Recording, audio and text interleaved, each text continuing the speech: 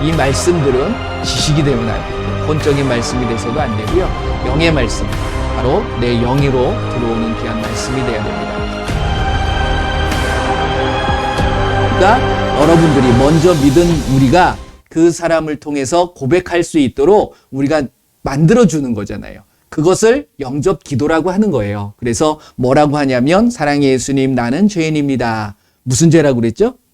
예, 살인죄. 그러니까 아담과 하와가 선악과를 따먹은 그 원죄도 있지만 그 원죄는 구약 율법에 대한 죄고요. 우리가 복음에 들어왔을 때 예수님께서 너희들이 복음 안에서 깨달아야 될 죄가 있는데 그게 뭐냐면 예수님을 죽였던 죄.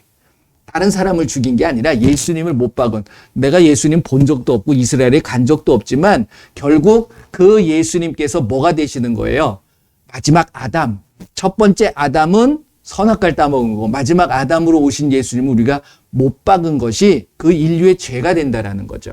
그것을 우리가 뭐 해야 돼요? 사해달라고, 용서해달라고 기도하셔야 된다라는 거죠. 그래서 나는 죄인입니다. 나의 죄를 용서해 주세요. 이거는 일상적인 자범죄에 대한 회개가 아닙니다. 이 영접 기도는. 그 다음에 자기 두루마기를 빠는 자가 복이 있다. 이것이 이제 일상적인 자범죄에 대한 회개죠. 그래서 오늘 예배 드리기 전에도 우리가 무슨 죄를 고백했습니까? 내가 생각으로 지었던 죄, 일주일 동안 생각으로 지은 죄, 눈으로 보고 지은 죄, 귀로 듣고 지은 죄, 입으로 말하고 지은 죄, 마음으로 품고 지은 죄, 행동으로 지었던 죄들. 이런 죄들을 예수님의 이름으로 용서하여 주옵소서. 왜? 그것이 우리가 거룩한 산제물로 준비되어지는 모습이기 때문이라는 거죠. 그 다음에 두 번째 뭘 고백을 했습니까? 예수님께서 하나님이신 것을 고백하는 거예요. 많은 사람들이 예수님이 그냥 하나님의 아들이라고 생각을 하는데 그것이 아니라는 거죠. 하나님께서 예수님을 보내면서 하나님의 아들이라 칭하여 받을 것이라는 것을 알려주신 거고 결론적으로는 그분이 곧 하나님이시라는 사실을 우리가 고백해야 된다는 겁니다. 이제 그거 말씀을 드렸던 거고, 그 다음에 지난주에는 제가 뭘 말씀을 드렸어요? 예수님께서 어디에 달리셨어요? 십자가에 달리셨다. 그래서 그 십자가라는 것은 우리가 그것을 믿고 그것을 바라보고 그것을 통해서 내가 이렇게 가는 것이 아니라 십자가의 도라는 것은 그 십자가를 보고 예수님이 죽으신 것처럼 나도 죽어야 된다라는 말씀을 드렸던 겁니다. 그래서 바울의 십자가의 도는 결국 예수님이 십자가에 달리신 것처럼 나도 함께 예수님과 십자가에 달려서 나는 죽고 예수님이 다시 사셨죠. 그래서 나도 사는 게 아니라 예수님이 사신 것처럼 예수님의 삶을 통해서 내가 인도함을 받고 따라갈 수 있는 그것이 십자가를 지고 따라가는 모습이라는 거죠. 그 다음에 십자가에 달리셔서 그냥 죽으신 게 아니라 뭘 흘려주셨어요? 피를 흘려주셨다는 거죠. 왜 피를 흘려주셨느냐에 대한 부분을 좀 말씀을 드리려고 그래요. 십자가에 달리셔서 피를 흘려주셨는데 왜 피를 흘려주셨냐면 결론적으로는 피 흘림이 없이는 죄사함이 없기 때문이라는 거예요.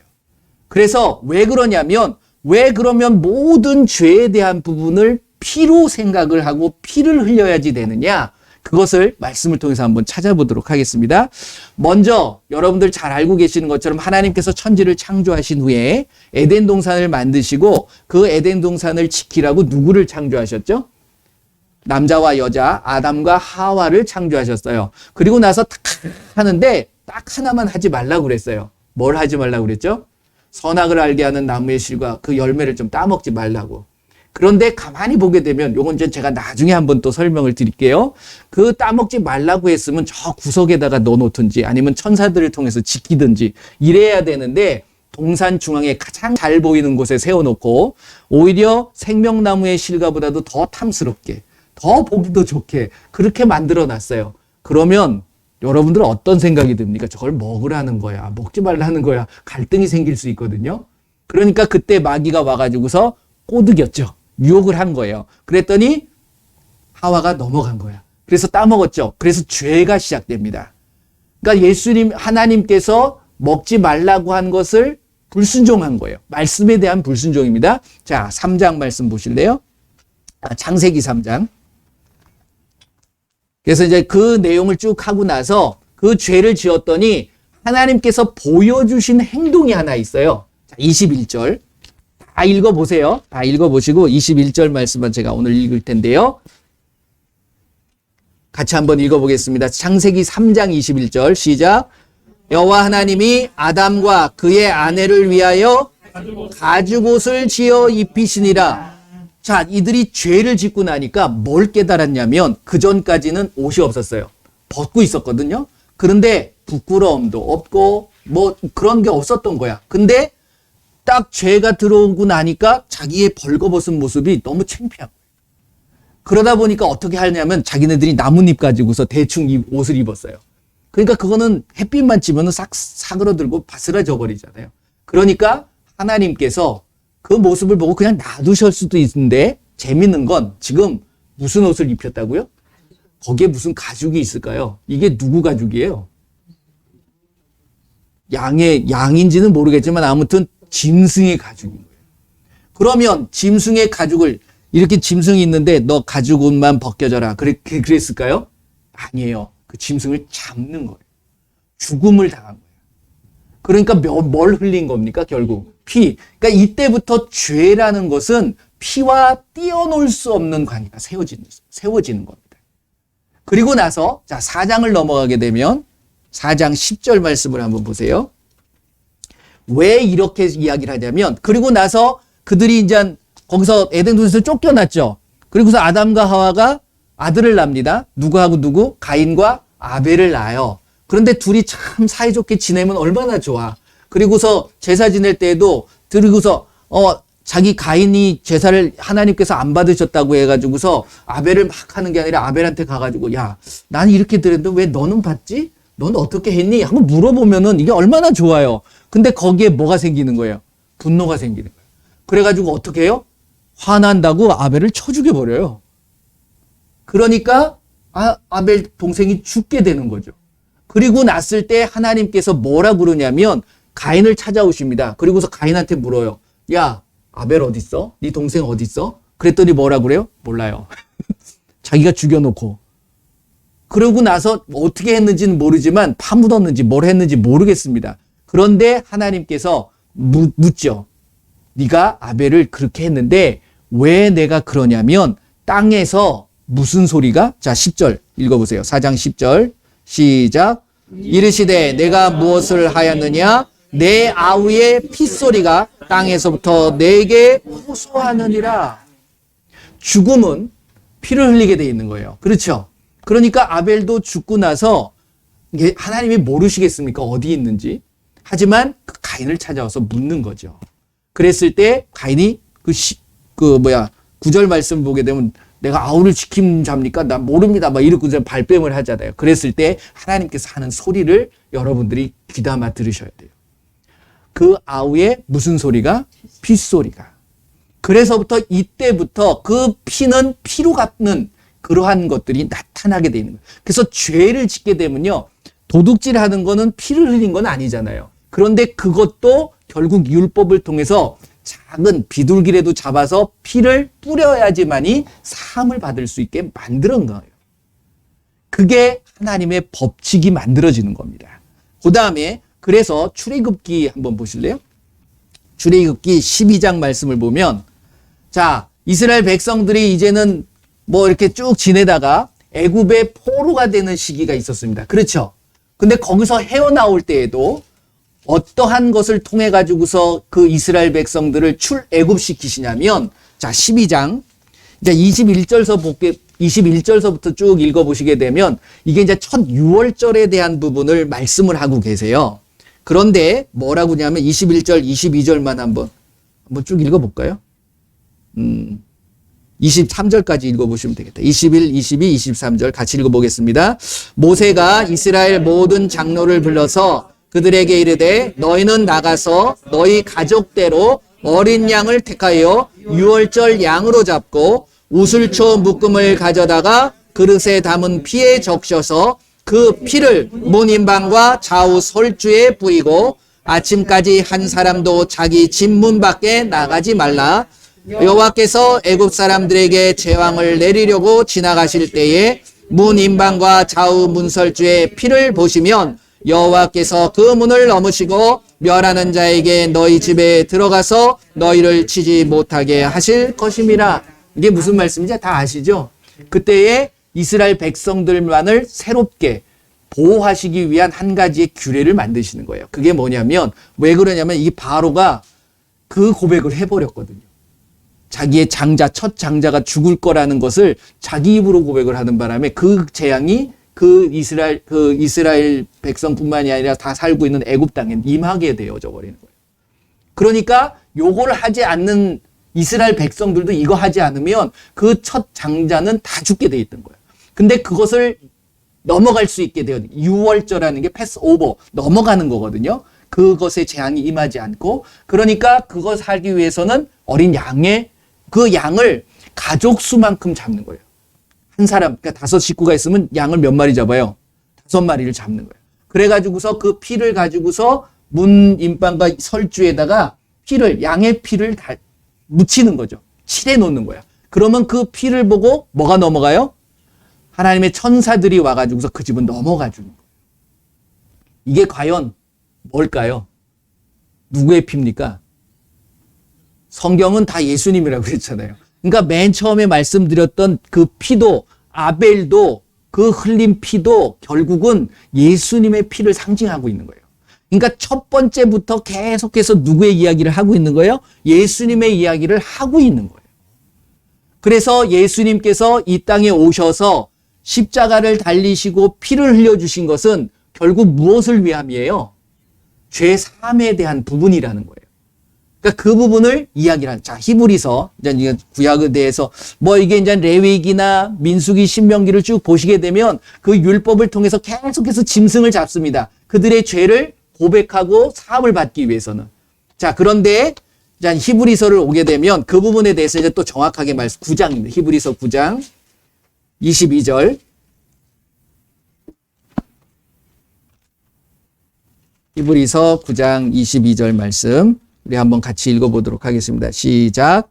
율법을 따라 거의 모든 물건이 피로써 정결하게 되나니 피 흘림이 없은즉 사함이 없느니라.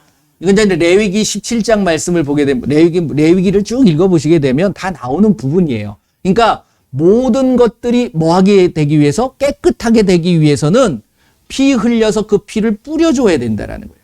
이 히브리서도 그 위에 있는 부분을 쭉 읽어보시게 되면 그렇게 되는 거예요. 그렇기 때문에 예수님이 오셔서 십자가에 달리시고 뭘 흘리셔야 돼요? 피를 흘려주셔야 된다는 거예요. 그러니까 구약 시대에는 그 모든 것들이, 근데 재밌는 건 구약에는 그것이 한번 흘려줘가지고서 그게 영원히 속죄가 되어지는 것이 아니라 해마다 해야 돼요. 자, 10장 1절 보세요.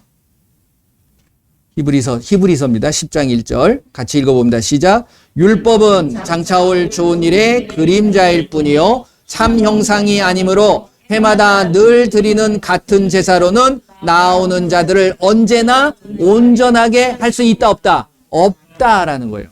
그러니까 율법이라는 것은. 그래서 장차올 좋은 일이 뭘까요? 예수님이 오셔야 되는 거예요. 그래서 단번에 그것을 완전하게 씻어주시는 거죠. 결국은. 그래서 마태복음 26장 28절 말씀을 한번 보세요. 마가복음, 누가복음에도 동일하게 나오는데 마태복음 26장 자, 28절. 이게 이제 최후의 만찬이죠. 예수님께서 성찬을 하시면서 하시는 말씀인데 28절 같이 읽어보겠습니다. 시작.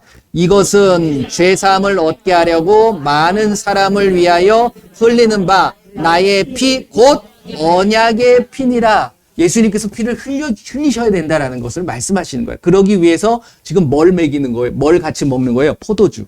그러면서 예수님이 그걸 가지고서 뭐라고 그래요? 내 언약의 피다라고 이야기합니다. 그래서 예수님의 피와 짐승의 피는 어차피 같은 점도 있지만 다른 점이 있다는 거예요. 같은 거는 뭐냐면 죄를 사하는 거예요. 그런데 죄가 사함을 받는 게 아니라 깨끗게 해주는 겁니다. 그래서 죄를 깨끗게 해주는데 그 내가 피를 믿는 게 아니라 그 피를 흘려주신 분이 누구세요? 예수님이시죠? 그래서 예수님을 믿게 될 때 뭐가 되는 거예요? 죄 사함이 임하는 거예요. 자, 이거 잘 하셔야 됩니다. 내가 피를 믿어서 죄사함을 받는 게 아니고요.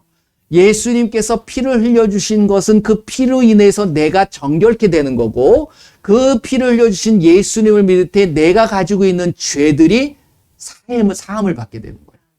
자, 이게 이제 어디 나오냐면, 요한일서 말씀을 보세요. 요한일서, 먼저 1장 말씀을 보시면, 요한일서 1장 7절.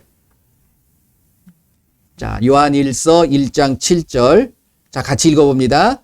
그가 빛 가운데 계신 것 같이 우리도 빛 가운데 행하면 우리가 서로 사귐이 있고 그 아들 예수의 피가 우리를 모든 죄에서 깨끗하게 하실 것이라.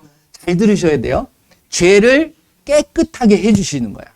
왜 그러냐면 율법 시대에도 짐승을 잡아가지고 그걸 번제로 드립니다. 그래서 해마다 속죄제, 대속죄제 날 그 양을 잡고 뭐 소를 잡고 해가지고서 피를 뿌리거든요. 그래서 그 피를 뿌림으로 인해서 그들의 죄가 깨끗해지는 거예요. 근데 이 깨끗해진 것이 그 다음에 가면 또 해야 되는 거예요.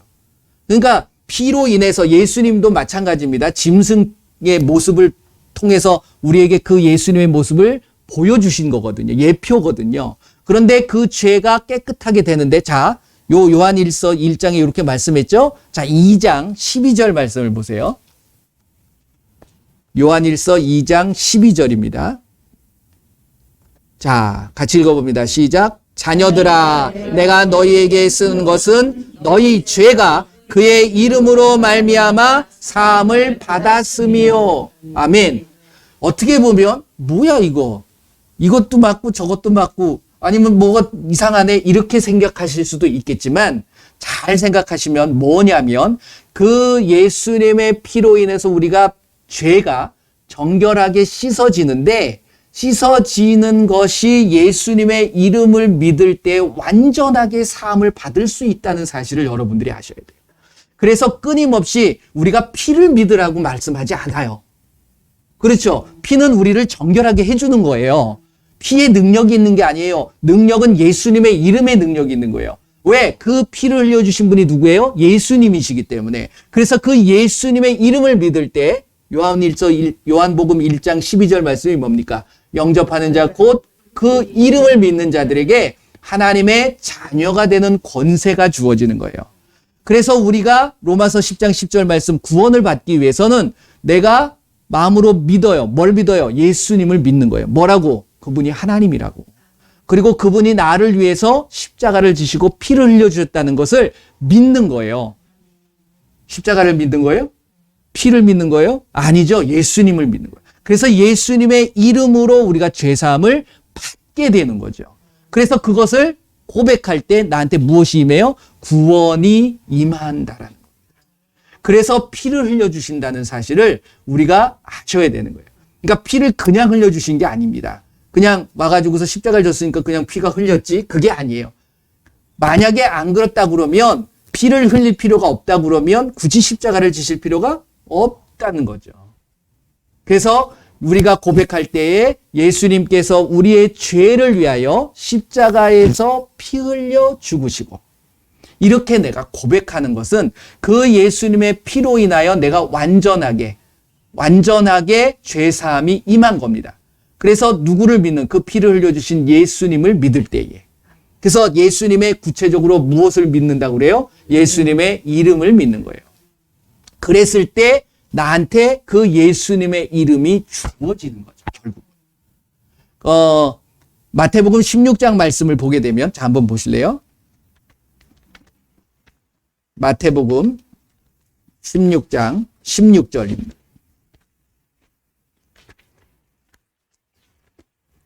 마태복음 16장 16절. 자, 같이 한번 읽어봅니다. 시작. 시몬 베드로가 대답하여 이르되 주는 그리스도시요 살아계신 하나님의 아들이시니이다. 아멘. 이 고백을 하는 거예요. 그러니까 주는 그리스도시요. 그리스도라는 게 기름 부음을 받은 자거든요. 메시아라는 뜻이에요. 구원자라는 뜻입니다. 그러니까 나를 구원하신 분. 뭘 통해서? 그분이 죄를 담당하셔서 우리를 깨끗하게 만들어 주신다는 것을 예수님을 고백하는 거죠. 그리고 그분이 하나님의 아들이십니다. 하나님이시다라는 고백을 하게 되는 거죠. 그랬을 때 예수님께서 그 다음에 이제 보시게 되면 쭉 보시고 19절 말씀 읽겠습니다. 19절 시작. 내가 천국 열쇠를 내게 주리니 내가 땅에서 무엇이든지 매면 하늘에서도 매일 것이요 내가 땅에서 무엇이든지 풀면 아멘. 뭘 주세요? 천국 열쇠를 주셨어요. 자, 여러분들 열쇠 어디 있어요? 한번 보세요. 속주머니? 뒷주머니에 있어요? 뭐죠 이게? 뭘까요? 이게 예수님의 이름이 주어지는 거예요. 그러니까 영접하는 자, 곧 그 이름을 믿는 자들에겐 하나님의 자녀가 되는 권세가 주어지죠. 그럼 하나님의 자녀는 하나님의 이름이 주어지는 거예요. 그렇죠? 그게 무슨 의미냐면 이게 인류사에 보면 사람들이 이제 부모님이 정씨면 그 자녀들은 무슨 씨가 됩니까? 정씨가 되죠. 자, 이런 의미가 있는 겁니다. 이 성이 주어지는 거예요. 그래서 예수님도 오셔가지고서 그 고백을 합니다. 그러니까 하나님 아버지라고 고백을 하는데 그분이 누구세요, 지금? 그 하나님이시잖아요. 그러니까 그 이름에 대한 부분을 이야기를 하면서 뭐라고 이야기하냐면 요거 한번 보실래요? 요한복음 17장.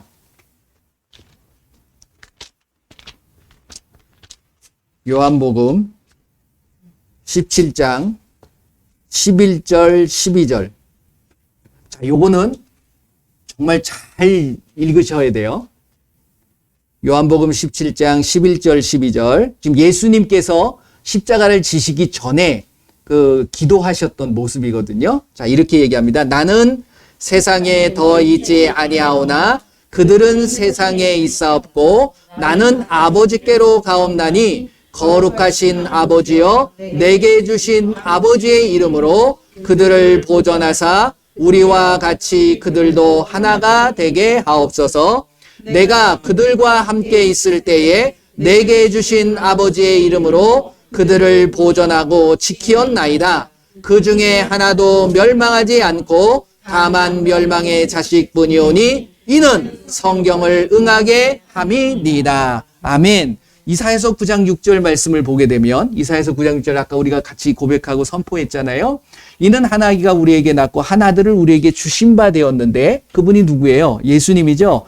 그의 어깨에는 정사를 메었고 그의 이름은 기묘자라 모사라. 그러니까 즉 예수라는 이름을 표현하고 있는 거예요. 그분이 누구라는 거예요? 전능하신 하나님이요. 영존하신 아들이 아니에요. 아버지예요. 누가? 예수님이. 그러니까 예수님이 전능하신 하나님이 되시고 영존하시는 아버지가 되시고 평강의 왕이 될 것이라는 것을 이사야 선지자가 예언한 거죠. 근데 그 말씀이 그대로 이루어지는 것이 무엇이냐면 예수님께서 고백하는 거예요. 예수님의 이름이 뭐죠? 예수죠. 그 예수의 이름이 누구한테서 왔냐면 아버지한테서 왔다는 거예요. 지금 보세요. 아버지께서 11절 보면 거룩하신 아버지여 내게 주신 아버지의 이름으로 아버지의 이름을 나한테 주셨다는 거예요. 이해되세요? 그러니까 예수라는 이름이 누구의 이름이라는 거예요? 아버지의 이름이라는 거예요. 그 이름 예수가 무슨 뜻이죠? 구원, 세상을 구원한다라는 거예요. 그러니까 그 구원의 이름을 누가 주셨죠? 맨 처음에 요셉이 줬나요? 마리아가 줬나요? 아니죠. 하나님이 천사를 통해서 그 예수라 하라라고 그랬거든요. 그러니까 아버지께서 주신 이름이 된 거야. 근데 그게 누구의 이름이에요? 원래 아버지의 이름이에요. 요게 영어 성경을 보게 되면 더 훨씬 쉽게 이해할 수 있습니다. Your name, 당신의 이름을 You gave me, 당신이 나한테 주셨습니다. 이해되세요? 그러니까 예수라는 이름 자체가 결국 하나님의 이름이 되는 거예요. 그러니까 구약 시대에는 우리가 여호와라고도 부르고 뭐 그럴 수도 있어요. 왜? 이스라엘 백성들은 그렇게 했지만 제가 전에 말씀드렸죠. 이스라엘 백성들이 하나님의 이름을 여호와라고 부른 적이 없습니다. 단 한 번도. 왜? 거룩하신 하나님의 이름을 함부로 부르죠. 그래서 뭐라고 지칭하냐면 여호와라는 뜻이 뭐라고요? 스스로 존재하시는 분이잖아요. 하나님이 스스로 존재하신 그 부분에 대한 이야기를 하고 있는 거지 그게 이름이 될 수가 없다는 거예요. 그런데 우리는 성경에 우리나라 이 성경에는 여호와라는 이름이 하나님의 이름으로 나와 버리니까 그게 하나님의 이름이라고 생각하고 있다는 거죠. 영어 성경에도 없습니다. 여호와라는 이름은. 그러니까 다른 나라의 언어에는 여호와라는 이름이 없어요. 그러니까 그들은 몰라요. 그러니까 여호와 증인은 그걸 굳이 찾아간 거지. 왜? 이스라엘 백성들이 하나님을 어떻게 생각했다고요? 스스로 존재하시는 분이다. 그게 야훼라는 뜻이에요. 그러니까 하나님을 상징할 때 야훼라는 것을 갖고 있는 거지. 그러니까 여호와 증인이 아니라 야훼 증인이에요. 그들은 원래. 그러니까 이름조차도 바꿔버린 거죠. 원래 정호준인데 장호준이라고 부르면 기분 좋아요? 박찬용인데 김찬용 그러면 좋아요? 아니죠. 그러니까 하나님들 제대로 부르든지. 아무튼 중요한 건 무엇이냐면 제가 말씀드린 것, 그 예수라는 이름을 내가 믿는 거예요. 그 이름을 믿을 때 나한테 무엇이 주어진다고요? 그 예수라는 이름이 주어지는 거예요. 누구한테? 믿는 자들에게. 그래서 마가복음 16장 17절 뭐라고 나옵니까? 믿는 자들에게는 이러한 표적이 따르리니 곧 그들이 내 이름으로, 누구의 이름으로? 호준이의 이름으로? 아니죠. 예수의 이름으로. 뭘 하라고요? 귀신을 쫓아내. 왜 귀신을 쫓아낼까요? 귀신이 하나님의 이름, 전능하신 하나님의 이름 앞에 그가 버틸 수 있는 거예요? 그렇죠. 꼼짝을 못하게 되는 거예요. 그리고 병든 사람에게 손을 얹으니 나으리라. 누구의 이름으로? 하나님의 이름으로 하는 거잖아요. 전능하신 하나님의 이름을 우리가 믿고 그 하나님의 이름으로 선포한 때 하나님이 뭘 못하시겠습니까? 여러분들 금방 고백했잖아요. 하나님이 어떤 분이시라고요? 전능하신 분이라고 고백했잖아요. 전능하신다라는 건 요건 하고 요건 못하는 게 전능한 거예요? 할 수 있는 거예요. 여러분들의 문제를 예수님의 이름으로 구할 때, 그래서 요한복음 14장 14절에 예수님이 그 말씀을 하신 거예요. 찾아보세요. 요한복음 14장 14절. 그 이름을 우리에게 주신 거예요. 전능하신 이름을. 다 같이 있습니다. 시작.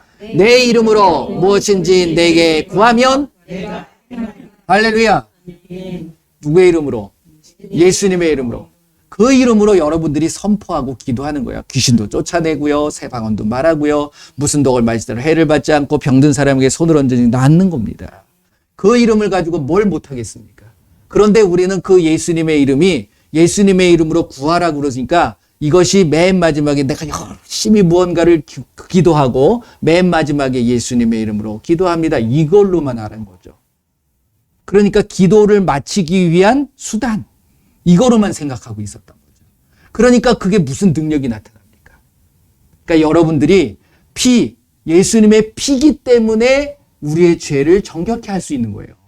그런데 그것을 해주신 분이 누구라는 거예요? 예수님이라는 사실이죠. 그래서 그 예수님을 내가 믿을 때에 나의 죄는 사함을 받는 거예요.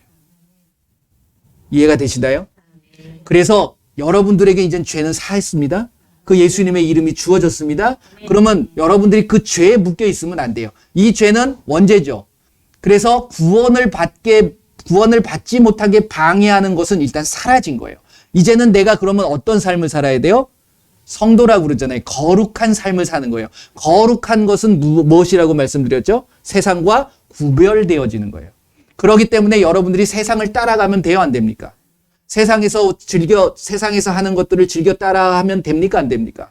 그건 거룩한 삶이 될 수가 없어요. 그렇게 되면 또다시 내가 세상과 짝이 되는 거예요. 그러니까 그런 것들을 과감하게 끊을 수 있어야죠.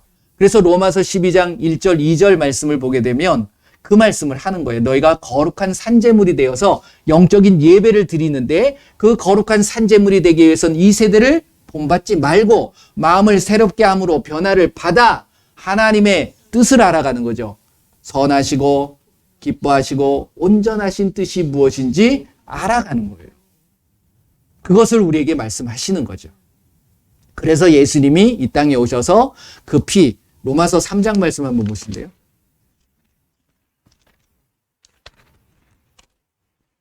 로마서 3장 25절. 로마서 3장 25절. 자, 같이 읽어봅니다. 이 예수를 하나님이 그의 피로써 믿음으로 말미암는 화목제물로 세우셨으니 이는 하나님께서 길이 참으시는 중에 전에 지은 죄를 간과하심으로 자기의 의로우심을 나타내려 하심이니. 아멘. 이해되시나요? 그러니까 예수님께서 피를 흘려주시는 것, 그 피로써 피를 믿는 게 아니에요. 피로써 내가 이제는 깨끗하게 된다는 사실을 알게 된 거죠. 그래서 그분이 누군가 봤더니 누구예요? 예수님이시구나. 그걸 믿음으로 말미암아 이제는 하나님하고 단절되었던, 끊어졌던 그 부분이 회복되어지는 거예요. 그래서 그전에는 하나님을 만나기 위해서는 예수님이 오시기 전에 십자가를 달리시고 돌아가시기 전까지는 어디 가서 만났죠? 성전에 가서 만났어요. 그렇죠. 성전에 가서 만날 때는 뭘 가지고 갑니까? 제물을 가지고 가요. 화목 제물을 가지고 가야 돼요. 근데 예수님께서 그 제물이 단번에 되셨기 때문에 그래서 그 예수님이 십자가에 달리시고 엘리 라마 사박다니 그리고 모든 다 이루었다라고 말씀을 딱 하셨을 때 일어났던 현상이 성전에 있던 성소와 지성소를 가리고 있던 휘장이 위에서부터 아래로 찢어져 버립니다. 왜? 가림막이 필요 없거든요, 이제. 그리고 성전도 필요 없는 거예요. 그러니까 이제는 내가 예수님을 통해서 하나님을 만날 수 있는 거죠. 그래서 요한복음 14장 6절 말씀이 뭐라고 그래요? 아버지께로 오기 위해서 내가 뭐가 된다고 예수님이 나는 길이요 진리요 생명이니 나로 말미암지 않고는 아버지께로 올 자가 없느니라 라고 말씀을 하시는 거예요.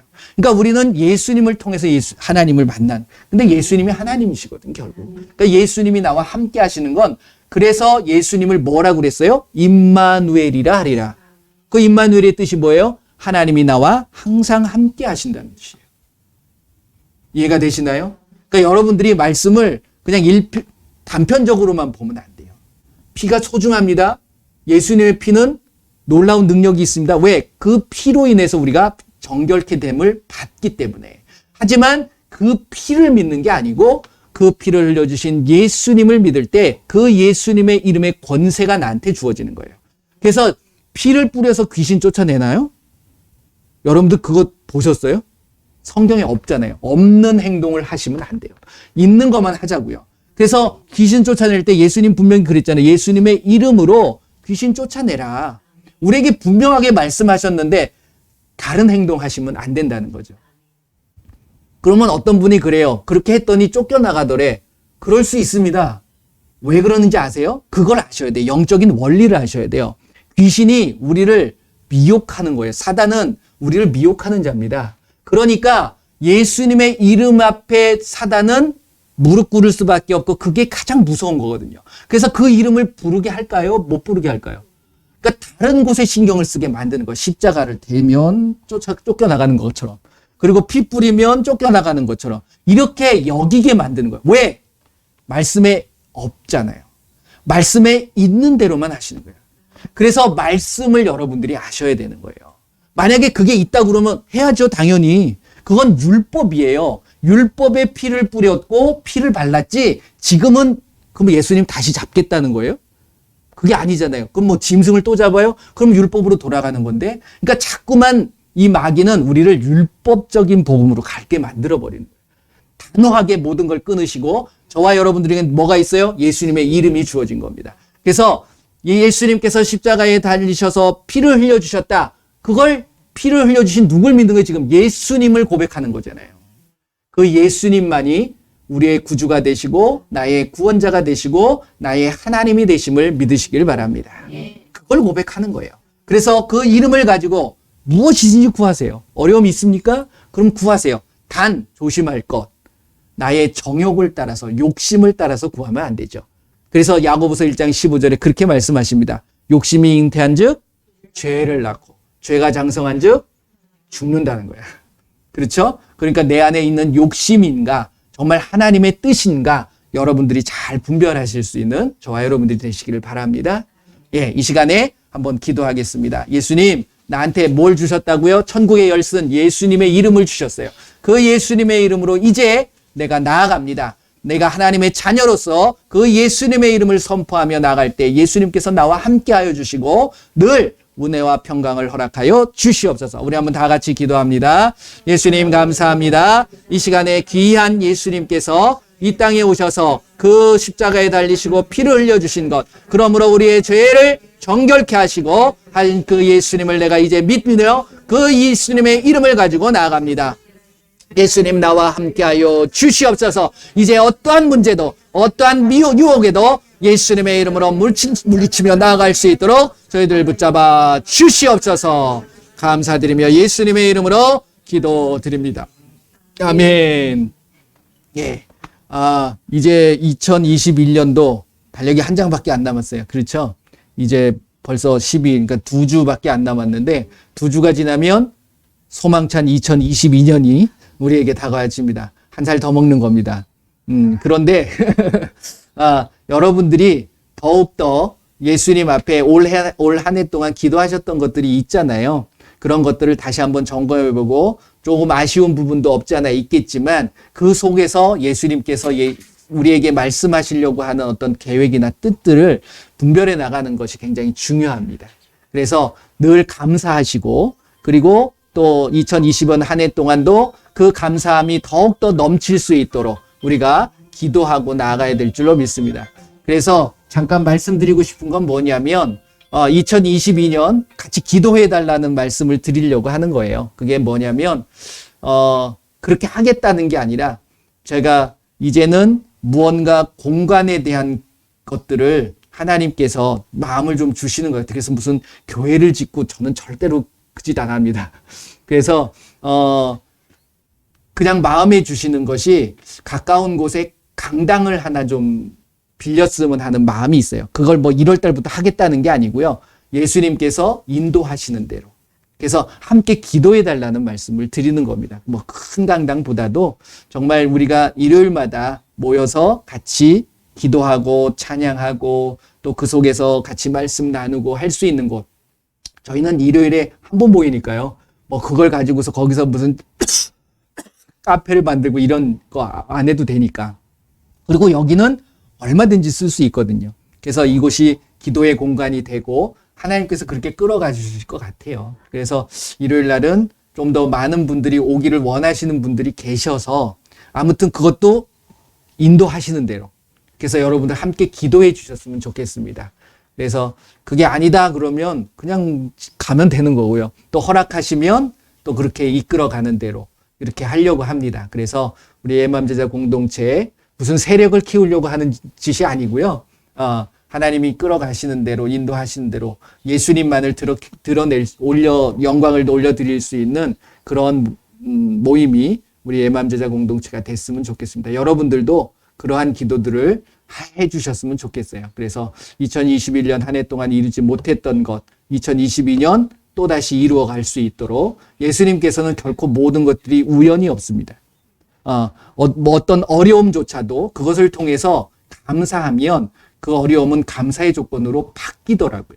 그렇기 때문에 여러분들이 항상 감사하고 기뻐할 수 있는 모습을 2021년 한 해도 보여주셨지만 또 새롭게 주어지는 새해에도 또 동일한 마음을 가지고 가신다 그러면 예수님께서 변함없이 축복해 주시고 함께 해 주실 줄 믿습니다.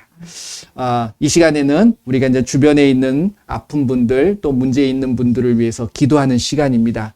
예수님께서 주신 그 예수님의 이름으로 아픈 자들을 치료하고 또 기도하고 선포할 때 예수님께서 이 시간 만나주시고 역사하여 주실 줄 믿습니다.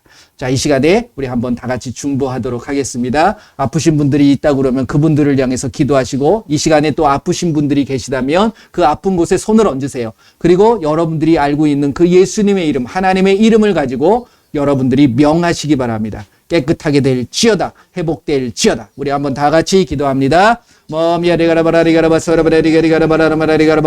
예수님의 이름으로 이 시간에 우리가 내 주변에 있는 모든 자들을 위하여 기도합니다. 아픈 자들을 위하여 기도하고 문제가 있는 자들을 위하여 선포할 때에 그 예수님의 이름으로 회복되어지고 치유되게 하여 주시옵소서. 이 시간 예수님의 이름으로 디스크, 관절, 연골이 어려움을 당하고 있는 자들을 위하여 기도합니다. 예수님의 이름으로 모든 디스크와 관절과 연골은 정상으로 회복될지어다.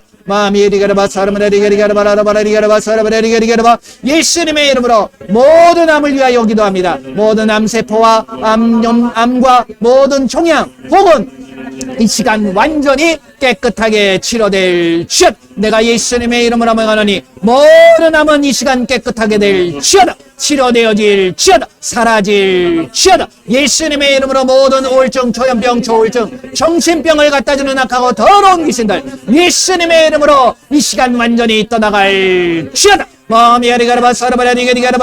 예수님의 이름으로 모든 우울증을 갖다주는 악하고 더러운 귀신, 조울증, 조현병을 갖다주는 악하고 더러운 귀신들은 이 시간 완전히 떠나갈 지어다. 예수님의 이름으로 알츠하이머, 파킨슨, 치매를 갖다주는 악하고 더러운 귀신들 이 시간 완전히 떠나갈 지어다. 예수님의 이름으로 이 시간 예수님의 이름으로 손을 얹어 싸우니 예수님이 역사하여 주시옵소서. 내가 예수님의 이름으로 명하노니 모든 장기는 정상으로 회복될 지어다. 모든 당뇨와 비만은 사라질 지어다. 예수님의 이름으로 막힌 장기는 뚫어질 지어다. 예수님의 이름으로 깨끗하게 회복될 지어다. 예수님의 이름으로 심장과 혈압을 위하여 기도합니다. 모든 부정맥은 정상으로 회복될 지어다. 모든 모든 혈압, 고혈압, 저혈압은 사라질 지어다. 예수님의 이름으로 힘줄과 근육은 정상으로 회복될 지어다. 힘줄은 정상으로 회복되고 근육은 생기고 모든 힘은 생길 지어다. 모든 청력은 회복될 지어다. 이명은 사라질 지어다. 예수님의 이름으로 잇몸과 치아는 정상으로 회복될 지어다. 예수님의 이름으로 모든 눈의 시력은 회복되어지고 백내장, 녹내장은 사라질 지어다.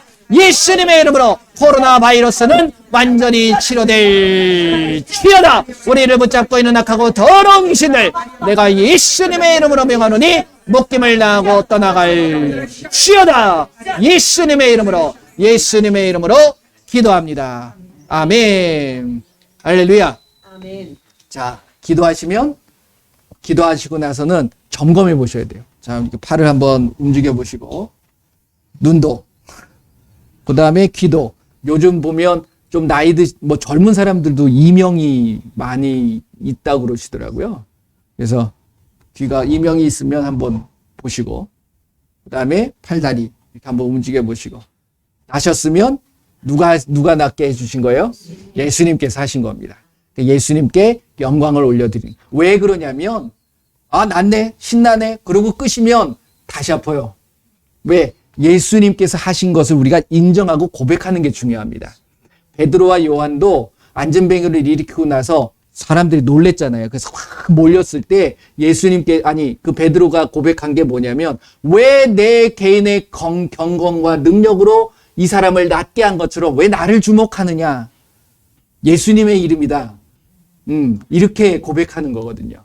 그러니까 저와 여러분들도 모든 영광은 예수님께 올려드리는 겁니다. 우리가 그 도구지 우리가 영광을 받아서는 안 돼요. 할렐루야. 예, 예수님께 모든 영광 올려드립니다. 기도하겠습니다. 예수님 감사합니다. 오늘도 귀한 예수님의 은혜와 놀라우신 평강이 임하게 하심을 감사를 드립니다. 그 예수님의 이름을 믿기에 그 이름을 우리에게 주셨음을 감사합니다. 그 이름을 소중하게 여기고 그 이름을 가지고 하나님의 자녀로서 살아가는 데 부족함이 없도록 저희들 살아가게 하여 주시옵소서. 이 세상의 소금과 빛이 되라 말씀하셨는데 나의 삶을 되돌아보면 아직도 부족한 것이 있습니다. 하지만 이제 새로운 한 해를 맞이하고 또 한 해를 마무리하면서 내가 부족했던 부분들, 그것이 예수님 앞에 핑계가 되지 않고 변명이 되지 않게 붙잡아 주시옵소서. 이제 예수님의 제자로서, 예수님의 증인으로서 정말 말씀을 확실히 증언하며 따르는 표적과 기사로 예수님 앞에 영광을 올려드리며 살아가는 우리의 삶이 되게 하여 주시옵소서. 지금은 우리 주 예수 그리스도의 은혜와 우리 하나님의 크고 넓으신 사랑하심과 성령님의 인도 보호 함께 하심이 이제 나를 위하여 피를 흘려주신 그 예수님의 이름을 믿고 그 예수님의 이름을 가지고 당당하게 나가노라고 다짐하는 귀한 하나님의 자녀들 머리 위에, 그들의 가정과 그들의 삶과 그들의 일터 위에, 그리고 우리 조국 대한민국 위에 지금으로부터 영원토록 함께할지어다.